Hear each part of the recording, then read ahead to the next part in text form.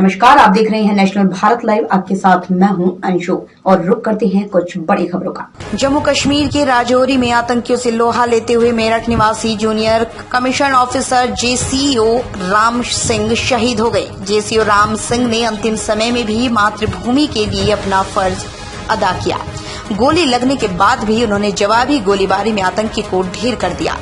बताया गया कि राम सिंह 27 जुलाई को 1 महीने की छुट्टी के बाद जम्मू गए थे। वो राष्ट्रीय राइफल्स रेजिमेंट में तैनात थे, इसलिए आतंकी ऑपरेशन में उनका अक्सर आना जाना रहता था।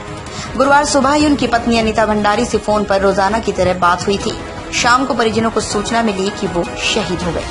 राम सिंह 6 महीने बाद रिटायर होने वाले थे। रिटायरमेंट के बाद परिवार के साथ रहने के उनके बड़े अरमान थे, लेकिन उनके अरमान अधूरे ही रह गए। वहीं उनकी शहादत की खबर गंगानगर के ईशापुरम में उनके घर पहुंची तो कोहराम मच गया। पत्नी अनीता भंडारी बेहोश हो गई। बच्चे बार बार बिलखते हुए यही कह रहे थे, पापा 6 महीने बाद अपने साथ रहने का वादा किया था, अब वादे को कौन निभाएगा। मोहल्ले में लोग गमगीन हैं। पत्नी रोते हुए बस यही कहती रही कि अगले साल 28 फरवरी को उनके 30 साल नौकरी में पूरे हो रहे थे। इसके बाद वो सेवानिवृत्त होकर परिवार के साथ रहने वाले थे। इतने दिन से हम अलग अलग रह रहे थे, अब साथ रहना था, लेकिन बीच में ही साथ छोड़ दिया। बेटा और बेटियां भी बिलखते रहे कि पापा अब तो साथ रहने का समय आया था, अभी चले गए। सबका यही कहना है कि सभी से प्यार से बात करते थे। जेसीओ राम सिंह के शहीद हो जाने की सूचना के बाद क्षेत्र के लोग रात तक उनके घर के बाहर पहुंचते रहे। पौड़ी गढ़वाल के सालाना के रहने वाले थे मूल रूप से। रिश्तेदार व पैतृक गांव के संबंधी भी मेरठ रवाना हो गए। राम सिंह के 5 बच्चों में 2 बेटी प्रियंका रावत और करिश्मा नेगी की शादी हो चुकी है। 7 साल से उनका परिवार मेरठ के ईशापुरम के B28 में रह रहा है। बेटा सोलन M.Com की पढ़ाई करते हुए CDS की तैयारी कर रहा है। छोटी बेटी मीनाक्षी और मनीषा पढ़ रही हैं।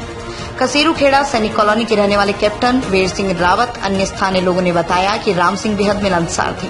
उनकी बातों में देशभक्ति का जुनून साफ झलकता था। किसी भी परिस्थिति में देश के लिए समर्पित रहने का जज्बा था। लोगों ने बताया, सूचना आई कि गोली लगने के बाद उन्होंने आतंकी को नहीं छोड़ा। लोग उनकी बहादुरी की चर्चा करते रहे।